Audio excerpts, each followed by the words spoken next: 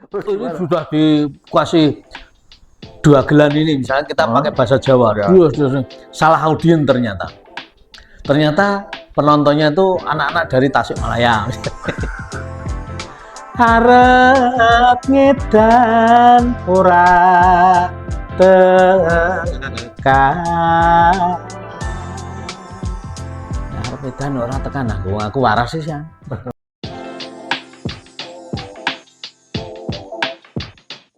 Hai, Sobat Keturunan Rakyat, kita ketemu lagi dan kita tahu bahwa Yogyakarta itu adalah kota yang disebut kota budaya, pusat budaya.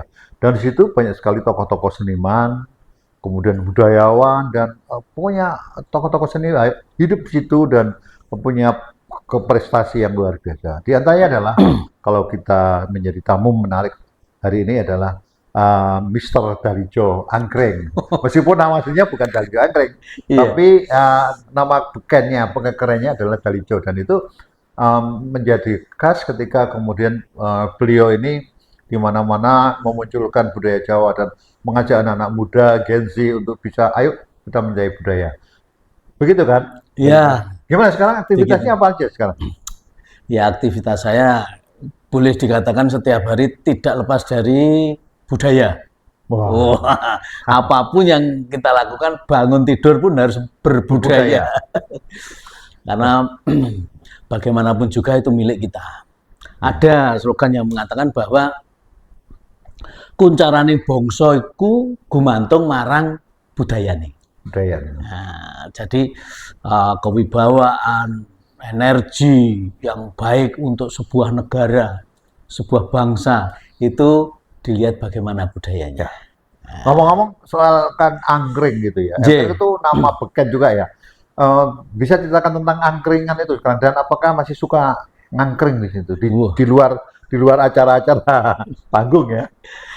Lah, karena justru dengan adanya angkringan itu, ini riwayat sebuah kehidupan seorang Dalijo yang dihidupi dengan angkringan. Penyelamat itu. Dulu saya hijrah ke Jogja itu tahun 84. 84? Ya. Dari mana aslinya? Nganjuk saya. Oh, Nganjuk. Nganjuk, terus dapat panggilan, kalau sekarang tuh apa ya, prestasi ya. Dulu ya termasuk orang pinter saya itu. Wow. Dapat panggilan tanpa tes di IKIP Negeri Yogyakarta.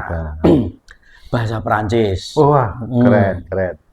Bahasa Perancis. Lah, saya bisa berkesenian itu di UKM, unit kegiatan mahasiswa IKIP itu yang namanya Kamasitra. Pak Suminto sekali itu ya. Pak Suminto Asayuti itu guru saya dari awal sampai sekarang.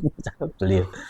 Kemudian dengan angkringan itu kan kita biasa mahasiswa, murah, meriah, warak, nyukupi itu. Nah, itu angkringan. Kemudian kan di angkringan itu segmennya berbagai macam. Iya. Yo mahasiswa, yo tukang becak. Kemudian juga ada dosen, bahkan dari Pak Lurah kemudian juga ada di situ. Jadi kadang-kala jajan di sini.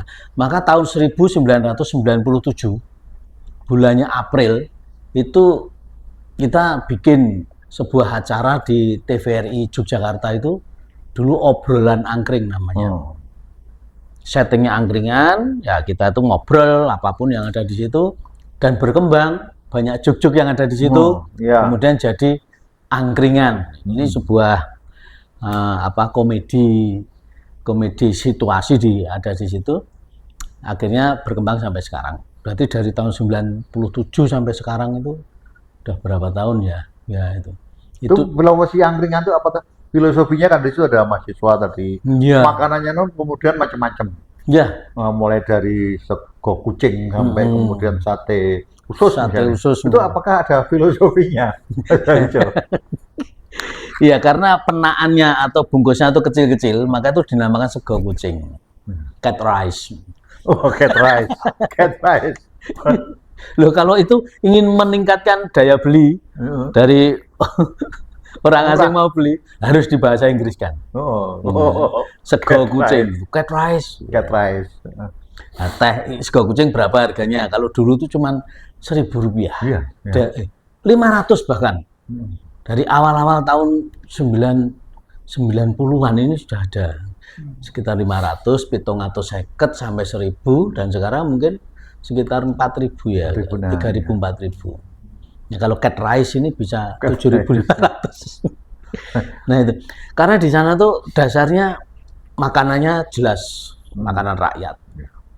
Dengan adanya nasi, kemudian dikasih irisan tempe sedikit gitu, sambal terasi, sama ini apa seafoodnya ada,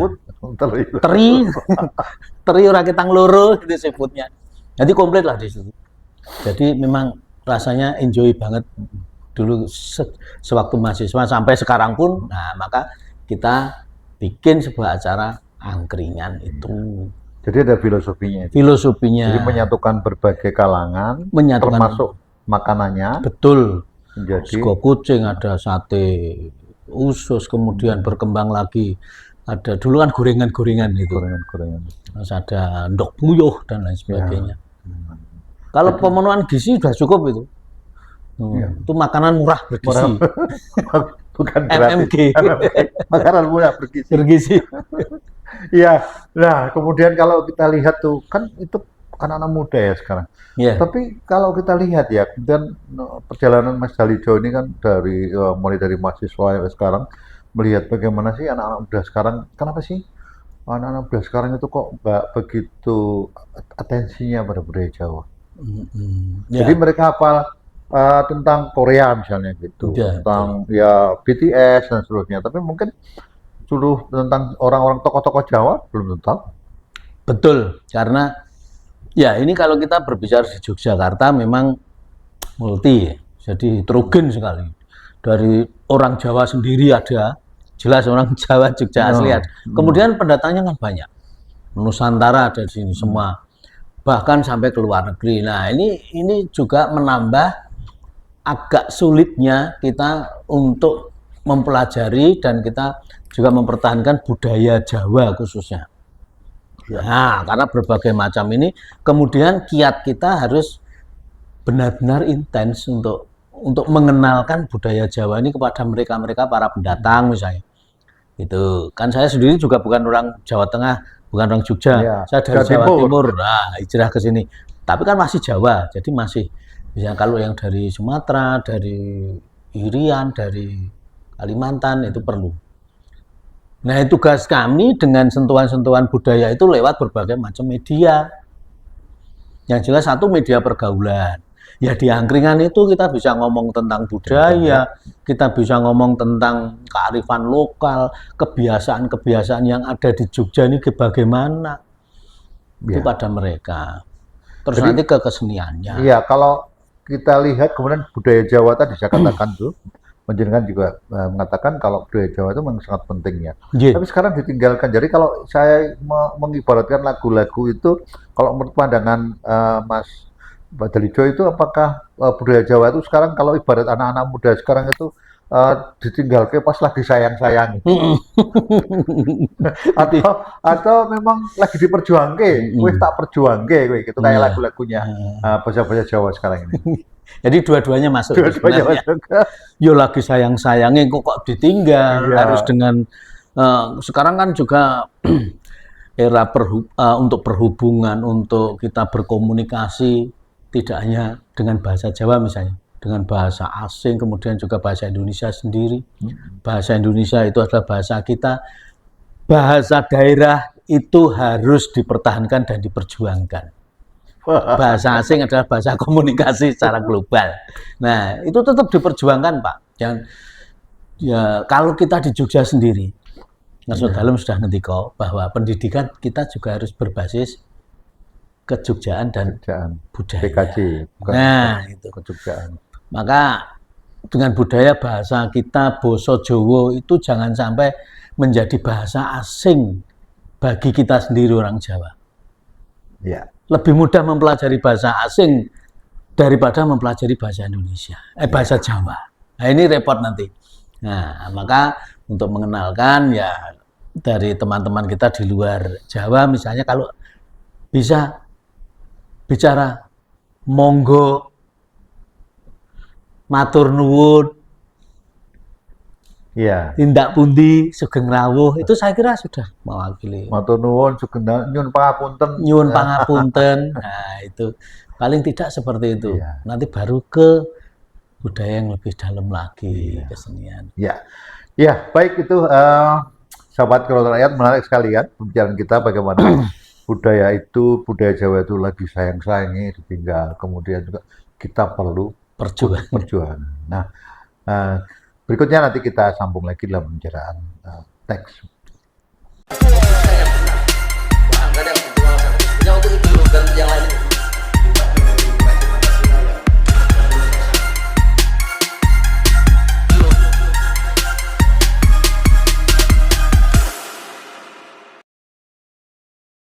Ya, Mas Dalijo, kalau ini misalnya ini untuk membuat budaya kita lebih keren gitu. Ya. Kalau misalnya panjenengan ini didadekake Menteri Kebudayaan, apa yang dilakukan? Nah, jelas kalau misalnya, tapi kita tidak mungkin. Loh, siapa tahu tiba-tiba kan presidennya saya. Nah, itu baru mungkin. Ya, saya harus berkompeten dengan apa yang harus saya kerjakan tentang budaya.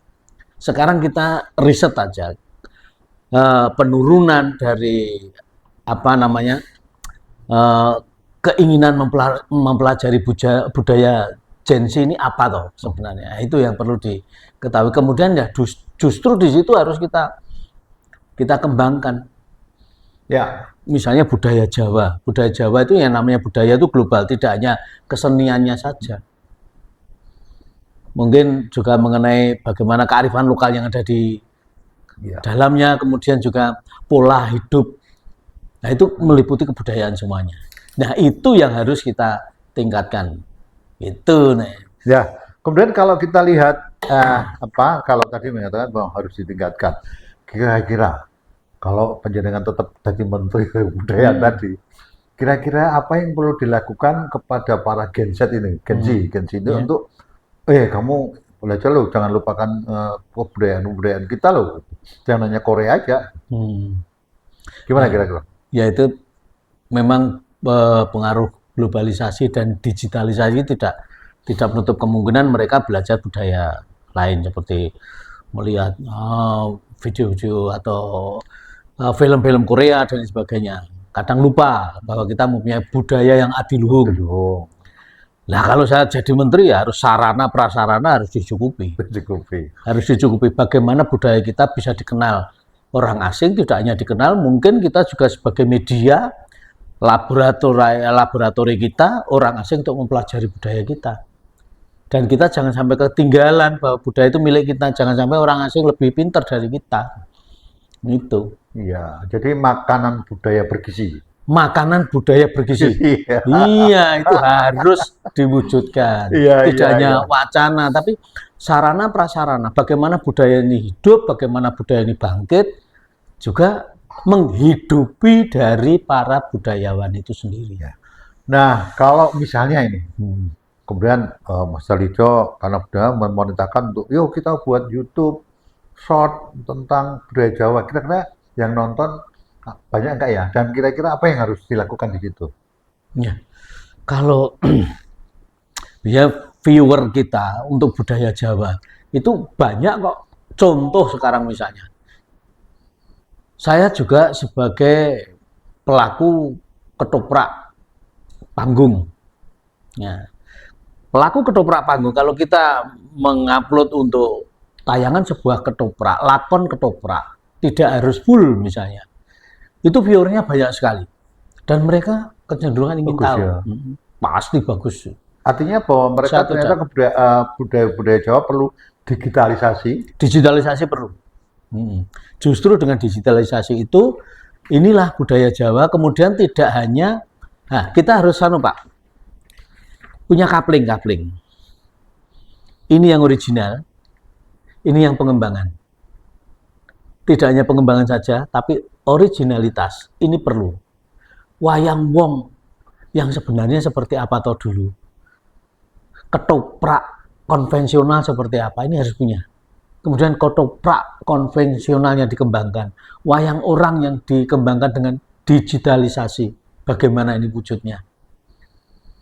Wayang kulit dilakukan oleh dalang. Sekarang wayang kulit bisa bergerak sendiri. Ya. Dalam media. Tetap wayang kulit loh.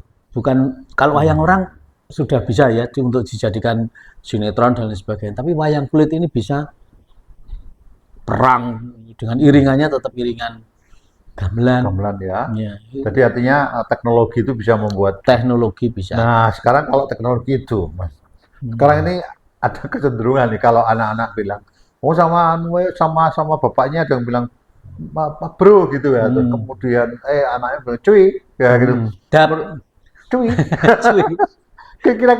Kira-kira itu sebenarnya apa sih yang terjadi sekarang ini sehingga gitu, dan menurut kita pantas nggak itu? Misalnya ya bro, lu mau bro tuku apa gitu misalnya gitu. Kalau sekarang ada gitu. Iya, itu bahasa gaul. Bahasa gaul. Dap. Iya Mas Dap. Masih ya wis Mas. Dap itu sebenarnya juga Mas. Bro juga begitu. Mas bro itu kan juga double.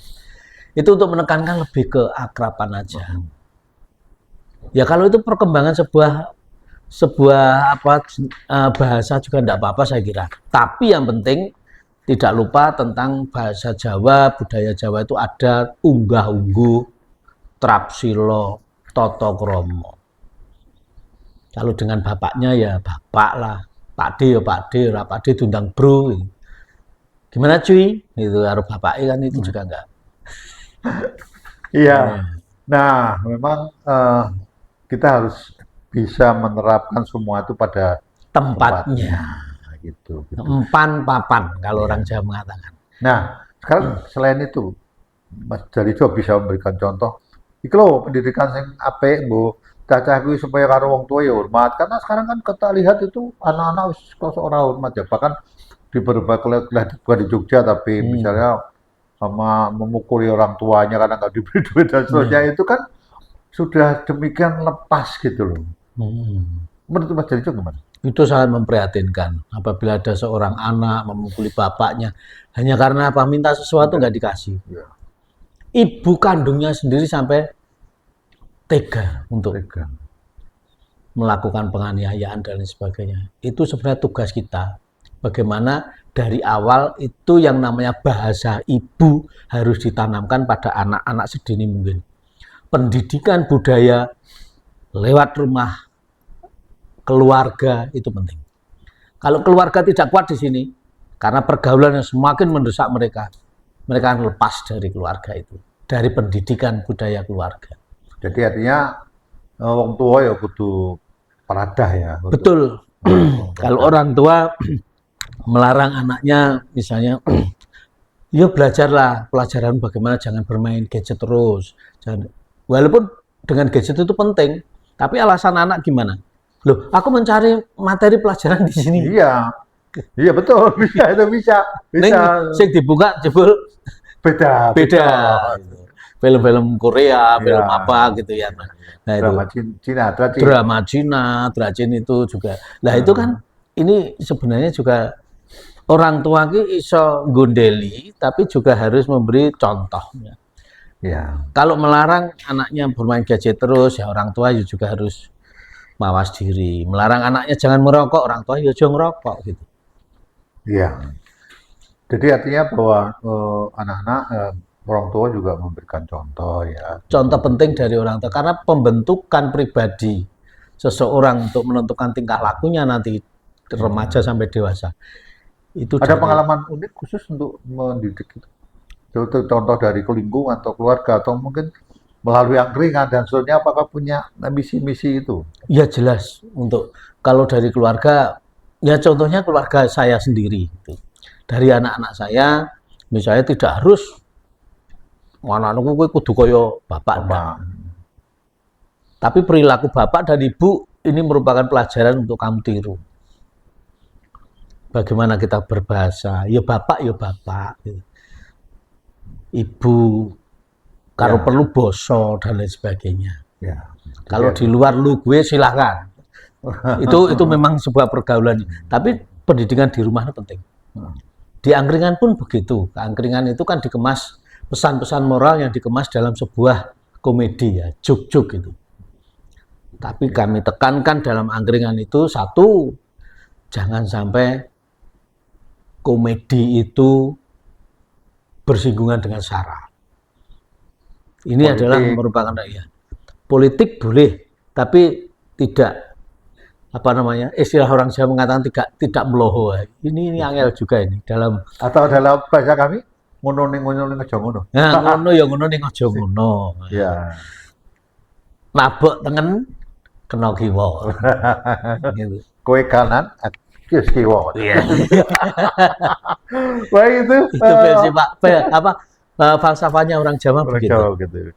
Baik itu, sahabat Kota Rakyat, menarik ya, semakin menarik nih. Dengan ya saya menyebutnya Mas Dalijo ini entah komedian, entah budayawan, entah apapun semuanya menyangkut di situ tuh. Jadi semuanya menjadi satu dan kita lanjutkan lagi dalam segmen berikutnya.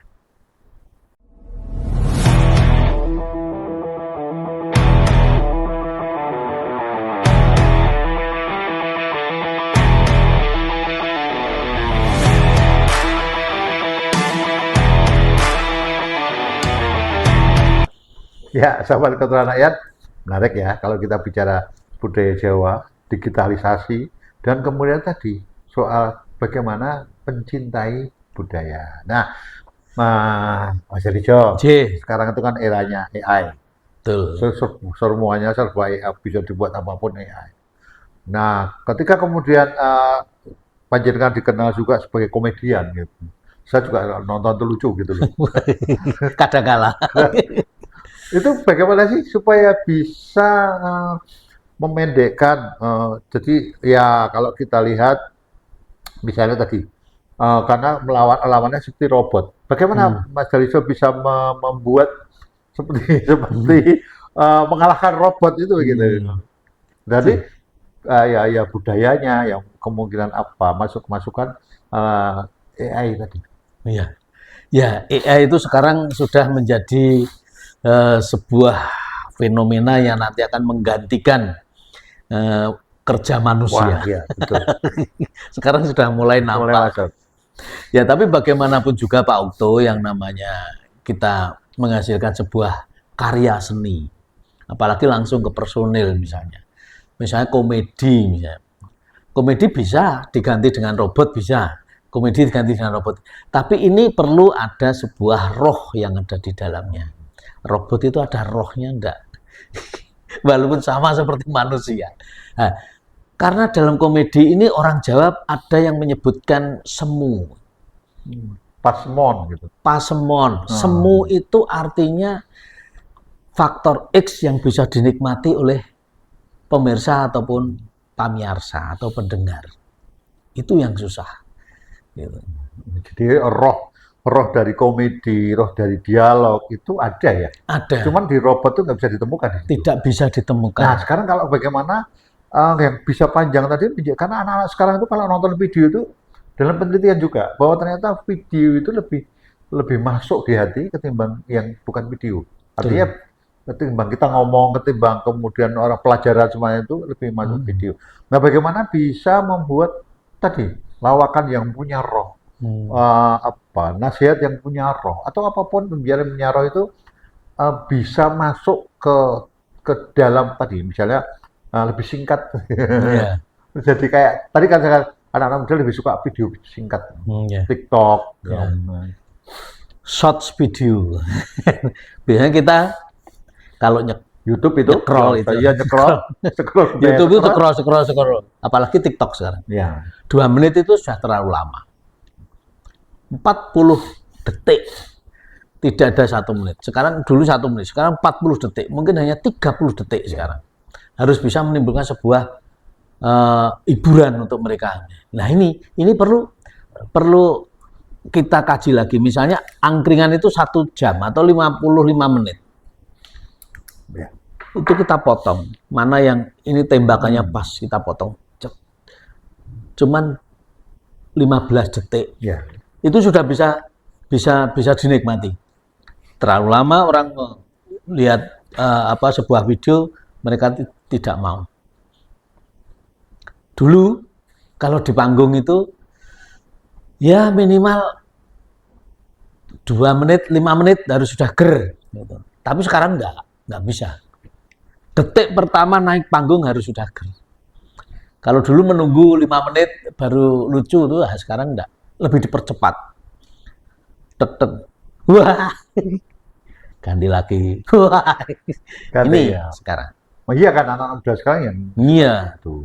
Beda dengan zaman dulu tahun era 60 70 yang namanya dagelan itu, atau orang Jawa mengatakan dagelan atau lawak itu ngelemeng.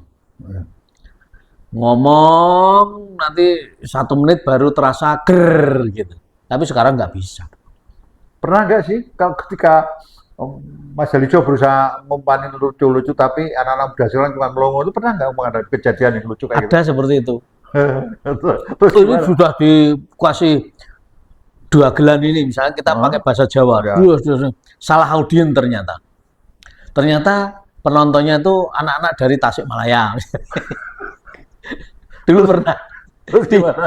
angkringan itu, Ya. itu kok tembak itu ada kunjungan. Oh. Nah, kita lupa nggak tanya audiennya tuh dari mana itu. Wasif dua gelar, padahal lucu-lucu tuh bahasa Jawa. Yang lucu teman kita sendiri yang ketawa, tuh penontonnya diem aja. Ternyata nggak tahu bahasanya, salah sasaran itu. Salah tadi, oh, ya. Jadi seorang komedian itu harus tahu kita itu melawak di mana, audiennya siapa, kemudian apa yang harus kita bahas, harus nyambung. Nyambung. Melawak di kampung dengan di kampus beda. Ya. Beda.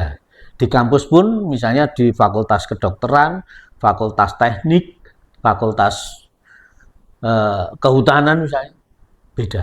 Kita harus riset dulu, harus tahu apa yang akan kita sampaikan. Ya. Detik pertama harus ger. 5 menit, berapa detik pertama itu harus. Iya, begitu naik panggung tuh bler kalau bisa. Apa resepnya gimana? Resepnya ya kita sekarang kan semakin cepat. Semakin cepat dan harus tahu betul tembakannya gimana. Detik pertama naik panggung, wah kita kedatangan Bapak, misalnya ada yang rambut putih misalnya, baik itu bisa kita, wah kita kedatangan Bapak Ganjar. misalnya, Ya, itu. selamat datang Pak Ya. Ganjar, misalnya, padahal bukan, itu udah den. Oh, Pertama gitu. kali itu kita harus sounding apa keadaan yang ada di situ. Ya. Jadi harus mendalami, ketahui betul kondisi situasi di situ. Betul. Nah, karena Mas Halijo ini kaitannya dengan angkringan. Sebenarnya Mas Halijo suka nggak sih di angkringan atau makan-makan, suka kuliner? Suka kuliner? Oh iya, Apa kuliner ya? itu Kuliner di Jogja itu apa? kalau di angkringan jelas saya suka semuanya karena itu identik dengan apa yang kita nikmati zaman dulu sampai sekarang. Saya berkarya juga masih dalam lingkup angkringan gitu. Kalau kuliner yang lain juga banyak. Di Yogyakarta tidak hanya gudegnya. Iya. Gitu. Suka apa? Sate? Sate kelatak? Oh jelas, sate kelatak itu favorit. Itu tidak pandang umur kalau saya. Ternyata sampai sekarang pun hampir, Pasti. iya pasti. Sate kelatak, kemudian juga mangut lelenya. Gitu. Mangut lele di mana juga? Ya? Mangut lele di mana yang paling menarik? Kalau mangut lele ini ada di daerah Sewon sana. Oh iya. Karena lelenya di dekat isi ya. Dekat isi itu. Karena lelenya kan dibakar dulu. Diasap. Ya, diasap dulu lelenya itu, kemudian itu. Nah, kalau kira-kira di daerah-daerah yang terpencil gitu suka apa? Walang? Bu, walang suka. Walang suka? Iya, kemarin saya baru aja dari Gunung Kidul. Ponjong, ya, Ponjong. dari Ponjong. Gunung Kidul. Itu dialah teman saya ngoleh-oleh walang. Oh. Wah, itu saya suka. Oh iya. Walang itu udang terbang. Kalau nanti makan walang itu ada efek misalnya alergi. Ya ada alergi. Misalnya alergi itu harus dicoba sekali lagi, 2 kali lagi, nanti akan turun dengan sendirinya. Itu saya praktekkan dulu, begitu makan walang saya itu terus kayak biduren itu. Iya. Tapi nekat enak ya. Kalau biduren tak tambahin sedikit atau saya minum anti alergi, makan lagi. Cuman gatal aja, nggak biduren. Besoknya makan lagi, sudah nggak apa-apa. Gitu. Jadi memang ternyata apa-apa itu harus dibiasakan ya. Dibiasakan. Ya. Bisa karena kuliner. Iya gitu. Kemudian Mas Dalijo, kalau kalau tadi dikatakan itu, kemudian kalau kalau piknik suka nggak? Jalan-jalan wisata gitu. Ya karena pekerjaan saya jarang piknik terus terang. Karena pekerjaan saya Sabtu dan Minggu banyak orang libur piknik, Heeh. saya harus bekerja. Misalnya saya jadi panotocoro penganten, itu Oh, kan harus Sabtu, minggu, Minggu iya, iya, gitu. iya, iya. Nah itu Iya, iya. kendalanya. Jadi nggak pernah piknik. Kalau piknik ya mesti bekerja. Misalnya ke Jakarta, luaran, pasti Hmm, sambil piknik sambil bekerja. iya, Begitu. iya. Iya, iya, baik gitu. Sobat Kedaulatan Rakyat, menarik kalian kita. Tapi cuman kita ingin dengar bagaimana Mas Dalijo ini kita tahu nembangnya keren gitu. Jadi kita tahu bagaimana beliau menerjemahkan apa yang dalam dalam filosofi tadi menjadi suatu tembang. Barangkali Mas Daliko bisa memberi contoh pendek aja tembang-tembang yang bisa memberi inspirasi kepada kita semua. Ya, sesuai dengan zaman kita sekarang juga, zaman edan. Nek orang Dan edan, orang ora kelangan. keduman. Ora keduman. Orang keduman. Nek melu edan, iso kelangan. Ya, kelangan. Ya, ya. Kelangan jati diri. Kelangan jati diri. Ya, Itu betul. yasan Pujangga Ronggo Warsito zaman. Rangga Warsito. Ya. Amenangi jaman edan. Ewo haya ing pambuti.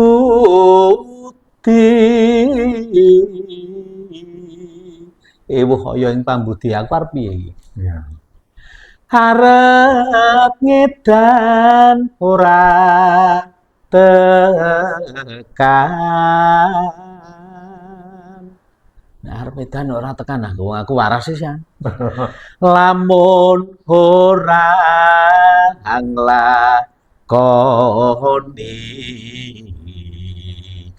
Nek ora tak lakoni piye wong kancaku ya do ngono. Bejo bejane wong lali. Isih bejo kang eling lan waspada. Nah itu sak bejo-bejane wong lali itu masih bejo wong kang eling Eling lan lan waspada. waspada. Tuh. Ya, jadi itu maknanya banyak ya. Nggih. Iya. Nah, sekarang pertanyaan saya yang terakhir tuh, Mas Dalijo, kalau kita lihat tadi kait-kaitannya dengan budaya Jawa Nggih. ya, gitu ya. Ibaratnya saya memperlihatkan sebuah sepeda motor yang sekarang ini masih ganti oli dan seterusnya. Apa apa apa saatnya sekarang ini budaya Jawa itu sudah saatnya ganti oli dan itu yang kemudian menjadi montirnya orang tua pemerintah dan itu menjadi montirnya saatnya ganti oli dan yang montirnya itu pemerintah budayawan dan masyarakat untuk supaya budaya Jawa itu menjadi lagi jalannya gitu. Menjadi jalannya seperti Lagi, baru lagi. baru lagi. Nah, itu memang harus ada penanganan khusus. Orang banyak memandang bahwa karya budaya Jawa itu identik dengan kaum tua. Ya, Ya nembang, ya ada hasil karya seni dan lain sebagainya. Sebenarnya itu tidak. Itu milik kita semuanya. Justru yang muda ini harus bisa meneruskan. Ibarat di sebuah sepeda motor. Ini perlu reparasi ulang dan modifikasi. oh, Perlu modifikasi. Walaupun itu kendaraan lama, kalau dimodifikasi, itu akan menjadi hal yang baru. Tidak hanya kulit luarnya saja, tapi di dalamnya juga harus ganti oli penting, ganti apa namanya spare part yang lainnya, gitu. Agar ini tetap terus kita. Ya. Dan pesan-pesannya kepada masyarakat, anak-anak muda, silakan. Ya, yang jelas untuk masyarakat kita semuanya tidak hanya teman-teman dari Jawa saja, tapi di luar Jawa, Indonesia, dan bahkan di luar negeri, kita harus tetap untuk nguri-uri kabudayan. Karena budaya itu adalah milik kita sendiri. Jangan sampai kehilangan, nanti diklaim orang lain, kita baru teriak. Itu sudah alasan yang kuno. Karena itu adalah kewajiban kita sendiri. Jangan sampai menjadi asing di dalam negeri sendiri. Iya, begitu. Menarik ya, Sobat Kedaulatan Rakyat. Dan tadi Mas Daliso bisa memberikan suatu gambaran bahwa beginilah suasana sekarang dan apa yang harus dilakukan. Ibarat tadi katakan, ibarat sebuah motor, maka saatnya ayo kita ganti oli, ganti spare part, nggak terlena pada hal-hal yang kekunoan saja, tetapi bagaimana kita tetap berjalan sesuai dengan itu. Dan sampai jumpa, dan jangan lupa, kalau ada suka, silakan like, dan subscribe, dan komen.